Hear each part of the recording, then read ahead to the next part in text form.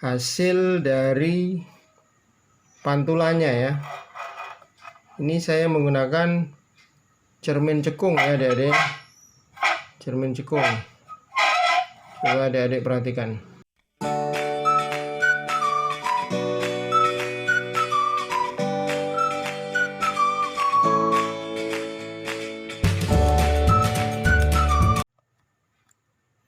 Baik adik-adik, berikut alat-alat yang dibutuhkan. Yang pertama adalah rel presisi, namanya ini ya, rel presisi. Di sini ada semacam mistar ya, jadi berapa senti begitu. Jadi ini penggantinya mistar dan sekaligus tempat dudukan untuk komponen-komponen pelengkap. Jadi namanya rel presisi. Kemudian ini adalah layar ya. Jadi layarnya bisa diginikan, bisa juga begini, bisa juga begini ya. Jadi ini layarnya. Kemudian kita akan menggunakan cermin gabungan. Jadi ini ada cermin datar yang sebelah sini, yang sini cermin cekung, yang sini cermin cembung ya. Kemudian peralatan berikutnya adalah penghasil sinar atau cahaya. Ya, anggap saja bahasa sederhananya lampu lah begitu ya, karena memang ini lampu. Jadi lampu ini yang nanti menghasilkan cahaya. Kemudian ini adalah dudukan komponen. Ya, kita taruh sini, kita taruh lagi di sini ya. Kemudian kita taruh lagi di sini. Jadi ada 3. Jadi posisinya nanti yang pertama lampu, kemudian lensa biconvex atau lensa cembung rangkap, kemudian di sini benda atau apa istilahnya, pengatur cahaya ya, pengatur cahaya. Misalnya kita menggunakan ini, kita menggunakan celah ganda ini. Jadi celahnya banyak, nanti sinarnya juga akan banyak yang keluar. Kemudian yang ini adalah lensa ya, lensa biconvex atau cembung rangkap. Di sini jarak fokusnya berapa nih? Ada enggak?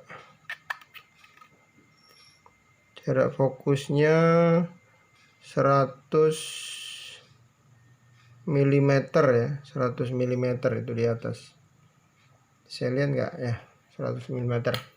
Oke, kita mulai pasang saja. Kita pasang dulu ini di sini sumber cahayanya. Kemudian kita pasang lensa biconvex atau lensa cembung. Kemudian kita pasang pengatur cahaya. Jadi bentuknya nanti sinarnya banyak. Lalu berikutnya adalah layar.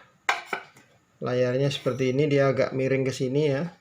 Kalau begini dia miring ke sana. Jadi kita balik begini. Kita balik begini supaya dia miring ke sana, supaya cahaya pantulnya nanti kelihatan. Lalu kita taruh cermin di sini ya. Kita taruh cermin di sini. Kemudian selanjutnya untuk menghidupkan lampu ini kita menggunakan namanya power supply ya. Untuk menghidupkan lampu ini kita menggunakan power supply. Ini namanya power supply adik-adik ya. Di sini tegangannya 3, 6, 9, 12. Kita gunakan tegangan 6 saja ya. Pakai yang DC. Ini yang hitam merah ini yang DC. Outputnya DC, yang biru-biru ini outputnya AC. Ini saklar, kasih nyala, kasih mati gitu ya ini. Nyala, mati, atau saklar on off. Ini untuk reset. Ini sikring. Jadi kalau dia nggak keluar tegangan, kemungkinan sikringnya putus gitu. Oke, kita colok saja ke sini. Kita colok ke sini, 1. Jadi karena lampu pijar, jadi adik-adik bolak-balik nggak apa-apa nih ya, bolak-balik nggak apa-apa ya, seperti itu. Oke, yang merah adik-adik kalau bisa taruh merah ya, walaupun terbolak-balik nggak apa, karena ini lampu pijar ya. Oke, jadi sudah kita hubungkan. Selanjutnya adik-adik, saya akan matikan lampu penerangan ya. Kenapa? Supaya nanti hasil pantulannya itu bisa terlihat dengan jelas ya. Jadi saya nyalakan dulu ya, nyalakan. Ini diputar ke 6. Jadi ini 3, 6. Ya, pakai 9 aja ya. Pakai 9. Oke. Selanjutnya saya akan matikan, lalu nanti matikan lampu penerangan di ruangan ini. Kemudian saya akan nyalakan power supply-nya. Oke adik-adik, jadi gelap. Ini lampunya ya. Ini lampu penerangan, ini lensa biconvex atau cembung rangkap. Ini adalah pengatur cahaya tadi. Sekarang kita akan lihat hasil dari pantulannya ya. Ini saya menggunakan cermin cekung ya adik-adik, cermin cekung. Coba adik-adik perhatikan ya, seperti ini. Jadi ini saya putar ya, cerminnya saya putar ke sana. Ini saya luruskan, saya putar ke kanan, saya luruskan, saya putar ke kiri, gitu ya. Nah, coba perhatikan adik-adik ya. Jadi ini adalah namanya titik fokus ya. Jadi sifat dari cermin cekung adalah konvergen. Konvergen itu artinya mengumpulkan sinar atau mengumpulkan gelombang. Jadi dia terkumpul di satu titik di sini. Ini namanya titik fokus. Titik fokus itu adalah setengah dari jari-jari ya. Jari-jari lingkaran ini, kalau lengkungnya ini ditarik, diteruskan gitu, dia kan jadi lingkaran. Jadi setengah dari jari-jarinya itu adalah titik fokus. Nah, inilah tempat titik fokus itu di sini. Di tempat titik fokus itulah terjadi gelombang yang sangat kuat, atau kalau dia gelombang elektromagnetik, gelombang radio gitu, maka di titik ini adalah sinyalnya sangat kuat. Jadi kalau seperti parabola, di tempat titik fokus ini ditaruh namanya alat, yaitu LNB, yang digunakan untuk menangkap sinyal yang sangat kuat dari pantulan dari parabola itu. Bisa juga adik-adik kalau misalnya mau membuat tungku dari parabola, dikasih cermin ditempel-tempel begitu, maka di titik fokus ini bisa ditaruh wajan untuk menggoreng telur, tapi syaratnya harus pada saat siang terik supaya terjadi pemanasan di sini ya.